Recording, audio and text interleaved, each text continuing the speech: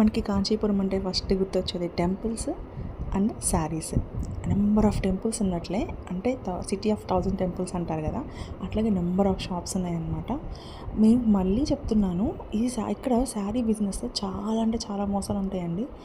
అవి last time నేను experience చేశాను, ఇది థర్డ్ టైం నేను వెళ్ళడము.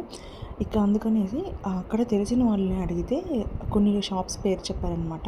ఆ షాప్స్లో ఏంటంటే నో బార్గెన్ ఉండదు, ఫిక్స్డ్ రేట్, క్వాలిటీ ప్రాబ్లం ఉండదు అని చెప్పారనమాట. నేను వెళ్ళిన షాప్ ప్రకాష్ సిల్క్స్.